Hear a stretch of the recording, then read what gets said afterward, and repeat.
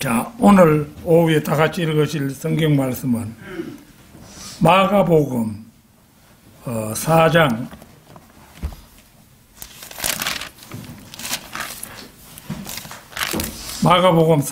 3절에서 9절 말씀입니다.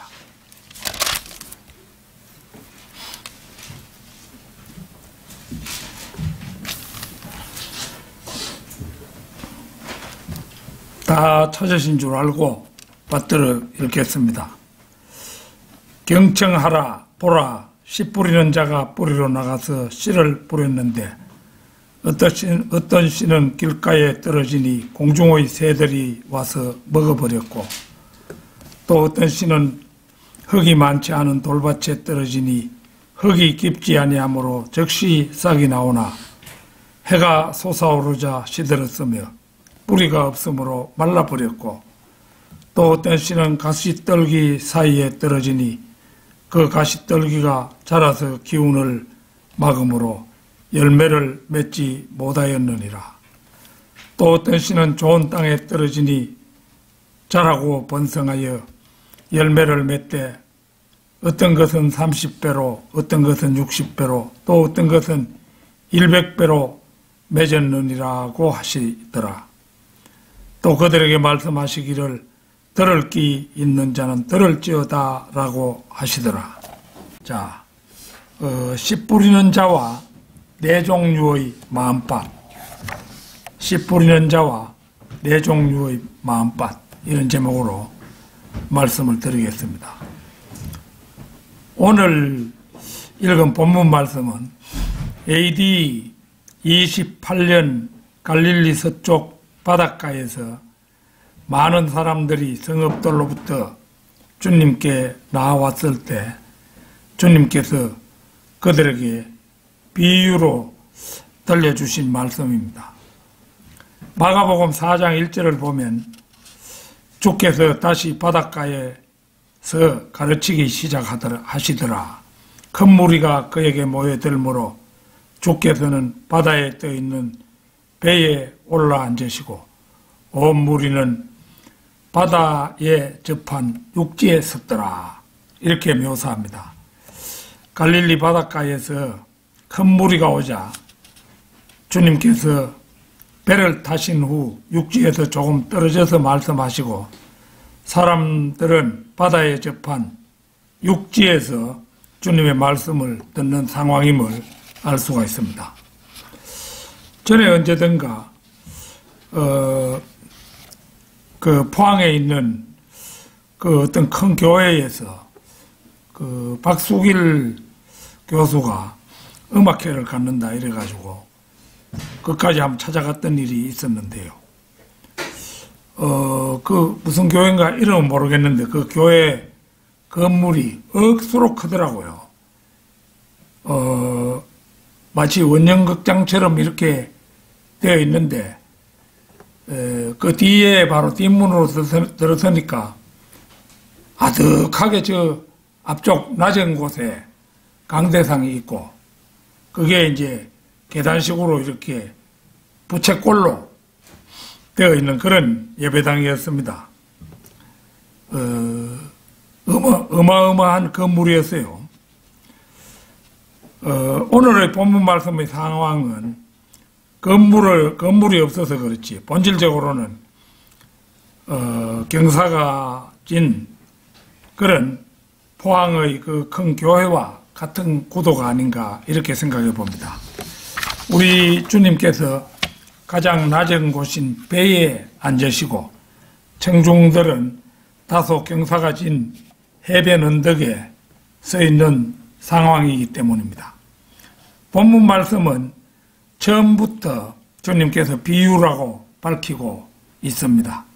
비유란 다른 비슷한 현상이나 사물에 빗대어서 설명한 것인 만큼 듣는 사람에겐 비유가 직접적인 설명보다 이해도가 높을 것은 사실입니다.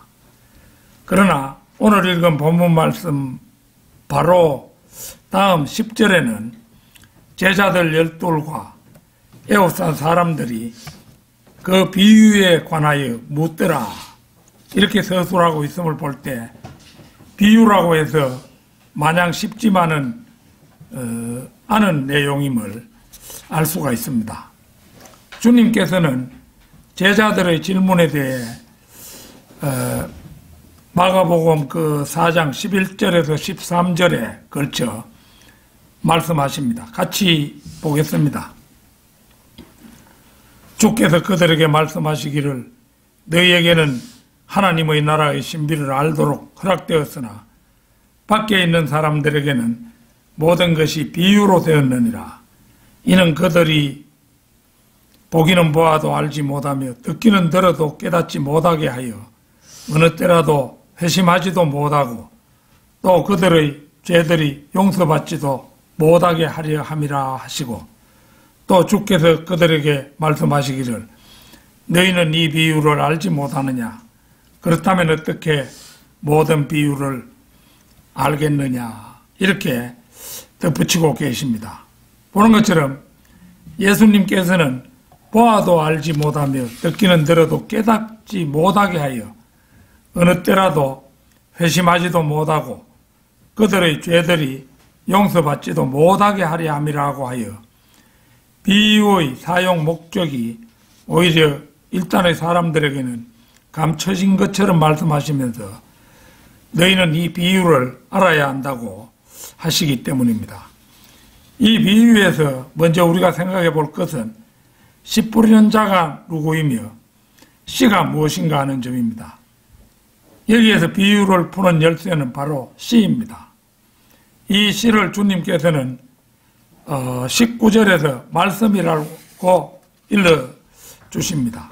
씨가 하나님의 말씀이라면 씨를 뿌리는 사람은 양떼들에게 말씀을 공급하는 참된 목자인 예수 그리스도이시며 오늘날의 목자나 믿지 않는 자들의 혼을 주님께로 이겨오는 우령자에 적용해도 큰 문제는 없을 것입니다.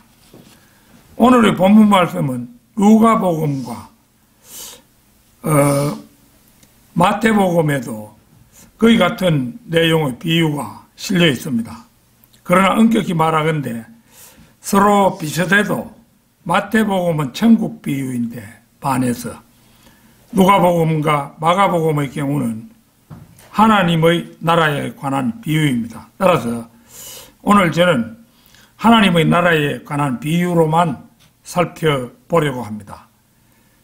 씨 뿌리는 자와 네 종류의 마음파. 첫째는 길가에 씨가 떨어진 경우입니다. 씨를 뿌렸는데 어떤 씨는 길가에 떨어지니 새들이 와서 먹어버렸고 본문 말씀 4절에서 그렇게 말씀하고 있죠. 이 부분을 주님께서는 15절에서 말씀이 길가에 뿌려졌다는 것은 이들을 두고 하는 말이니 즉 말씀을 듣자 곧 사탄이 와서 그들의 마음속에 뿌려진 말씀을 빼앗아가는 자들이요 라고 다시 자세히 풀이해주고 계심을 볼 수 있습니다. 여기에서 씨앗이 떨어진 길가란 말씀을 받는 사람의 마음 상태를 말하는 것으로 꼭 그의 마음이 세상의 횡행하는 악들에 열려있거나 혹은 그 악들에 노출되기 쉬운 곳에 위치하고 있음을 말합니다. 여기에서 또 하나 중요한 사항은 새들인데 이는 보는 것처럼 15절 말씀에서 사탄임을 알려줍니다. 새들이 마귀의 세력을 가리키는 경우는 마태복음 13장 31절 32절에도 나옵니다. 잠시 찾아보겠습니다. 마태복음 13장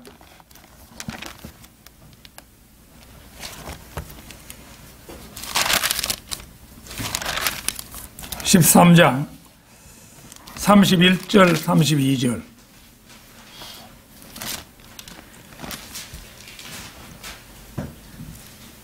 주께서 그들 앞에 또 다른 비유를 들어 말씀하시기를 천국은 어떤 사람이 가져다가 자기 밭에 뿌린 겨자씨 하나과 같으니 그것은 참으로 모든 씨 중에서 가장 작지만 자라나면 푸승기 중에서 가장 커지고 나무가 되면 공중의 새들이 와서 그 가지들에 깃들이느니라고 하시더라.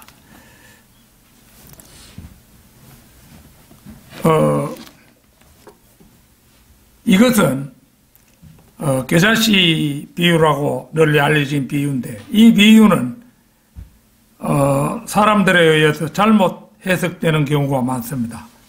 사람들은 이 구절을 천국의 확장이라고 해석합니다. 즉 겨자씨만큼 작은 천국 또는 하나님의 나라가 복음이 전파되면서 확장되어 전 세계에 이르게 되며 주위의 그 사람에게 영향을 끼치게 되어 사회의 모든 구석구석까지 하나님의 통치가 미치게 된다고 가르치며, 개인적으로는 겨자씨만한 믿음이 자라서 장성한 그리스도인이 되며 그때 주위의 사람들에게도 복음의 영향력을 끼치게 된다고 가르칩니다. 특히 로마 가톨릭 교회의 세력이 전 세계에 미쳐야 한다고 주장합니다.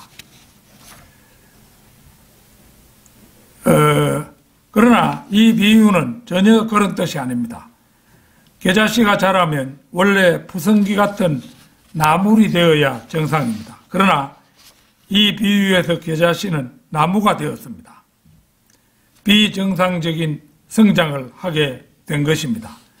그리고 공중의 새들은 마태복음 13장 19절에 따라서 마귀의 세력들입니다. 다시 말해서 이 이상한 나무에 마귀의 세력이 보금자리를 튼다는 말입니다. 그러므로 이 신비적인 형태의 천국, 즉 천국이 숨겨져 버린 상태의 기독교계는 순수한 그리스도의 사람들만 있는 것이 아니라 사탄의 세력도 함께 존재하게 됨을 보여줍니다. 그래서 우리가 직접 보는 것처럼 이 교계에는 많은 거짓 교사들이 있고 사탄의 세력들이 교권을 잡고 있으며 WCC라든가 교단들, 특히 로마 가톨릭이 주도하는 교회 일치운동 등의 마귀의 자녀들이 활동하고 있는 것이 결코 이상한 일이 아닙니다. 따라서 새들은 성경을 해석해 주는 방법에 따라 마귀의 세력임이 명백합니다. 우리가 예배 시간에 말씀을 듣기는 들었는데 예배 후 마음에 아무것도 남는 것이 없다면 그 자체가 사탄이 벌써 와서 말씀의 씨앗을 빼앗아 갔다는 증거입니다. 마귀는 회방의 귀재입니다. 아기를 울리기도 하고 졸음을 퍼붓기도 하며 끊임없이 잡념을 넣어주기도 하는 것이 우리에게 말씀의 공급을 방해하려는 마귀의 술책임을 명심해야 할 것입니다. 씨 뿌리는 자와 네 종류의 마음밭. 둘째는 씨가 돌밭에 떨어진 경우입니다. 또 어떤 씨는 흙이 많지 않은 돌밭에 떨어지니 흙이 깊지 아니하므로 즉시 싹이 나오나 해가 솟아오르자 시들었으며 뿌리가 없으므로 말라버렸고 5절 6절 그 본문 말씀이죠. 이 부분을 주님께서는 16절 17절에서 또 이와 같이 말씀이 돌밭에 뿌려졌다는 것은 이들을 두고 하는 말이니 그 말씀을 듣고 즉시 기쁨으로 받으나 그들 안에 뿌리가 없으므로 잠시 동안만 견디다가 후에 그 말씀으로 인하여 고난이나 박해가 오면 곧 실족하는 자들이요.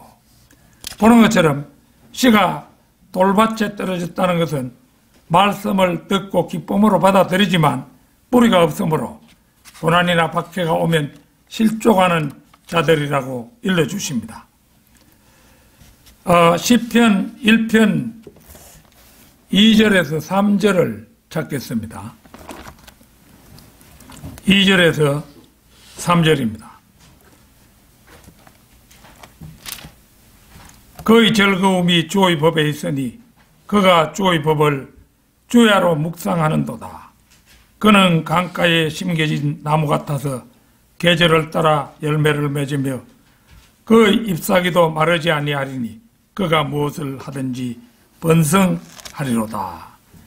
주의 법을 즐거워하는 것은 욥기 23장 12절에 나오는 바 그대로 내가 그의 입술의 명령에서 돌아서지 아니하였고 내가 그의 입의 말씀을 내게 필요한 음식보다 더 귀히 여겼도다. 여기에서 보듯 그 입의 말씀을 내게 필요한 음식보다 더 귀히 여겼기 때문입니다. 이 경우 그 마음의 뿌리는 주님의 말씀에 깊이 박혀 있음이 분명합니다. 따라서 하나님의 말씀을 밤낮으로 묵상하는 사람은 강가에 심겨진 나무와 같아서 하나님의 말씀을 밤낮으로 묵상하는 그런 습관을 가짐으로 해서 열매들을 맺고 그가 무엇을 하든지 번성하게 된다는 것입니다. 밭에 농사를 지어보는 사람은 자주 경험하는 일이지만 겉에는 흙이 덮여서 여느 땅과 다름이 없지만은 어느 부분의 밑에는 바위가 땅 속에 깔려 있는 경우를 곧잘 봅니다. 저도 옛날에 농사 지을 때 우리 집의 논과 밭에 이런 부분이 어느 부분에 있는가를 다 알고 있었죠. 그래서 이런 곳은 밭을 갈 적에 흙이 덮였다고 해서 그걸 고려하지 않고 밭을 갈다가 보면 정긴 날을 부러뜨리기도 합니다. 이런 땅은 흙살이 매우 얕아 곡식이 싹이 트기는 하나 조금만 가물어도 이내 싹이 타들어가거나 말라 죽기가 십상입니다. 세상에는 냄비신앙이라는 게 있습니다. 곧 불 위에 올려놓으면 새가 얇기 때문에 금방 자글자글 끓지만은 식을 때도 속절없어서 불에서 내려놓으면 금방 냉랭하게 식어버리는 것에 빗대어서 조금만 시련이 와도 견디지 못하는 믿음을 가리키는 말이 바로 냄비 신앙이란 말입니다. 이 믿음은 말씀이 돌밭에 뿌려졌다는 것은 이들을 두고 하는 말이니 이 말씀을 듣고 즉시 기쁨으로 받으나 그들 안에 뿌리가 없으므로 잠시 동안만 견디다가 후에 그 말씀으로 인하여 고난이나 박해가 오면 곧 실족하는 자들이 가진 바로 그 믿음입니다. 씨 뿌리는 자와 네 종류의 마음밭. 셋째는 씨가 가시떨기 사이에 떨어진 경우입니다. 또 어떤 씨는 가시떨기 사이에 떨어지니 그 가시떨기가 자라서 기운을 막음으로 열매를 맺지 못하였느니라. 이 경우입니다. 이에 대해서 주님께서는 17절, 18절에서 또 가시떨기 사이에 뿌려졌다는 것은 이들을 두고 하는 말이니 말씀을 듣기는 하나 이 세상 염려들과 재물의 속임수와 다른 일들에 대한 욕심이 들어와 말씀을 억눌러 열매를 맺지 못하는 자들이요. 가시떨기 사이에 씨가 뿌려졌다는 것은 말씀을 듣기는 하나 이 세상 염려와 재물의 이걸 내가 한 번 더 써놨네요. 그래서 재물의 미혹이 말씀을 억눌러 열매를 맺지 못하게 된 사람이라 이렇게 자세하게 일러주십니다. 여기에서 잠시 가시떨기의 뜻을 종합해보면 누가복음에서는 이생의 염려와 부와 쾌락, 마태복음에서는 이 세상 염려와 재물의 미혹으로 각각 요약이 되는데 의미상으로는 대동소이하다고 볼 수가 있겠습니다. 디모데후서 3장을 찾겠습니다.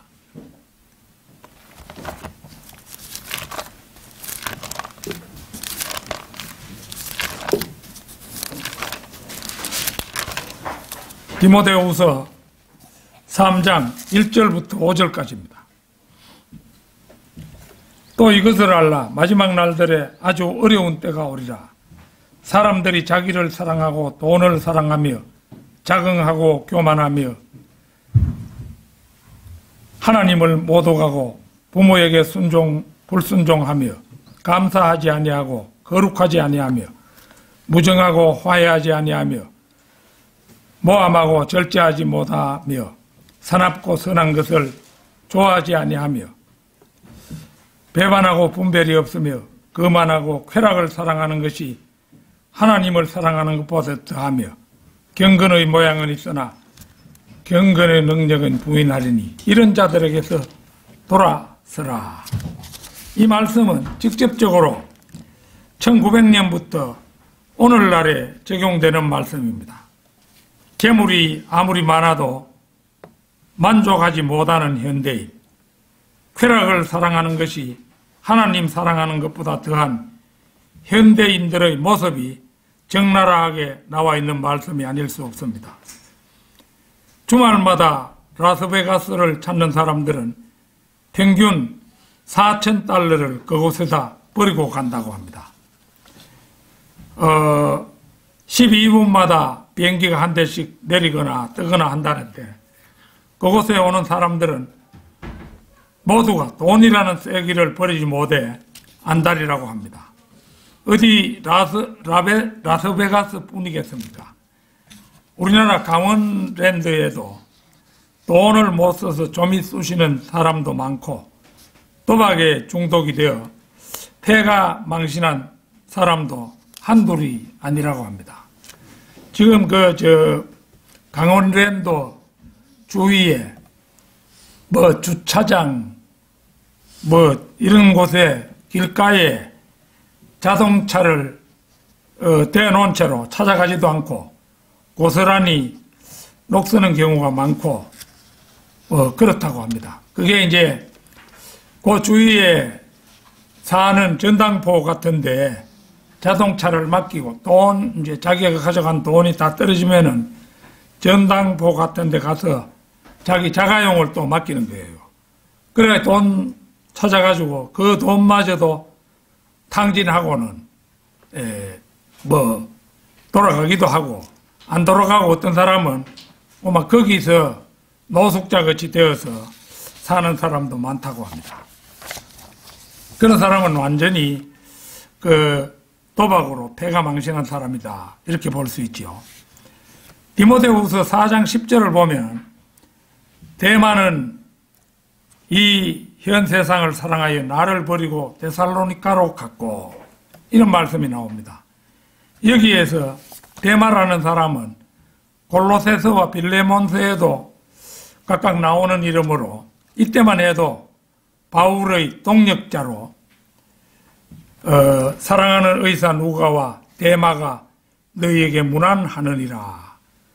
골로새서 4장 14절을 보면 바울이 그 당시에는 매우 신임하는 인물이었습니다. 그런데 디모데 후서에 오면 어느새 그는 현 세상을 사랑하여 바울을 버리고 데살로니가로 간 배신자가 되어 있음을 봅니다. 요한일서 2장 15절도 보면 세상도 세상에 있는 것들도 사랑하지 말라는 말씀과 달리 그는 이 대만은 세상과 세상에 있는 것들을 너무나 사랑한 사람이었던 것입니다. 씨 뿌리는 자와 네 종류의 마음밭. 넷째는 좋은 땅에 씨앗이 떨어진 경우입니다. 오늘 본문 말씀에서 주님께서는 본문 8절에서 어떤 씨는 좋은 땅에 떨어지니 자라고 번성하여 열매를 맺되 어떤 것은 30배로 어떤 것은 60배로 또 어떤 것은 100배로 맺었느니라고 하시더라. 이렇게 말씀합니다. 이에 대해서 주님께서는 다시 20절에서 또 좋은 땅에 뿌려졌다는 것은 이들을 두고 하는 말이니 즉 말씀을 듣고 받아서 어떤 사람은 30배로 어떤 사람은 60배로 어떤 사람은 100배로 열매를 맺는 자들이니라고 하시니라. 이렇게 자세히 일러주고 계시죠. 이 말씀에 나오는 좋은 땅은 정직하고 선한 마음이며 말씀을 듣고 지켜서 인내할 줄 아는 마음입니다.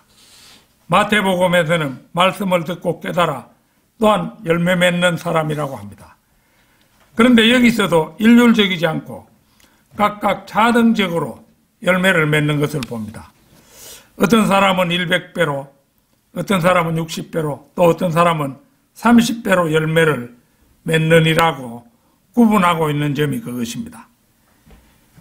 예수님 당시 씨 뿌리는 자는 예수 그리스도 자신이셨습니다. 많은 사람들이 말씀을 받고도 마귀의 미혹에 넘어갔고, 어떤 사람은 주님을 따라 다니다가도 시험으로 넘어졌으며 얼마나 주님의 말씀을 깨달아 열매를 맺었습니다. 예컨대 12제자들도 유다 이스카리옷을 제외하고는 귀 있는 자는 들을지어다라는 주님의 말씀을 듣고 깨달아서 모두 제 나름의 열매들을 맺었습니다. 제자들 대다수가 30배의 열매를 맺었다고 하면 그중 베드로와 야고보 같은 경우는 60배로 열매를 맺었다고 할 수 있고, 요한은 100배의 열매를 맺었던 사람입니다. 이는 기록한 성경을 보아도 그대로 드러납니다. 베드로는 베드로 전후서, 야고보는 야고보서 이렇게 기록했는데, 요한은 유독 요한복음, 요한1서, 요한2서, 요한3서, 요한계시록에 이르는 5권의 성경을 기록하고 있기 때문입니다. 결론적으로 오늘 생각해본 씨 뿌리는 비유는 우리 그리스도인들에게는 수시로 읽고 묵상해야 할 말씀입니다. 앞서도 말씀드렸듯이 우리 모두는 네 종류의 마음밭을 가진 사람 가운데 한 부류에 속하기 때문입니다. 영적 전쟁은 창세기 3장에서 시작되어 마귀가 완전히 멸망받는 백보자 심판 때에나 끝날 수천 년간 계속되어 온 장기전 중의 장기전입니다. 한번 승리했다고 해서 자만하거나 안심할 수 없는 것이 영적 전쟁의 실상입니다. 말씀을 듣자마자 마귀에게 빼앗기거나 잠시 기뻐하다가 죽정이가 되어 날아가거나 말씀을 듣기는 들으나 이 세상 염려와 재물의 미혹이 말씀을 억누르는 경우에 자신이 속하지 않는지 점검해 보아야 할 것입니다. 우리는 주님의 말씀이 어려워서 알지 못할 때 주님께 간구해야 합니다. 시편 119편 18절에는 이렇게 되어 있죠. 내 눈을 열어주소서.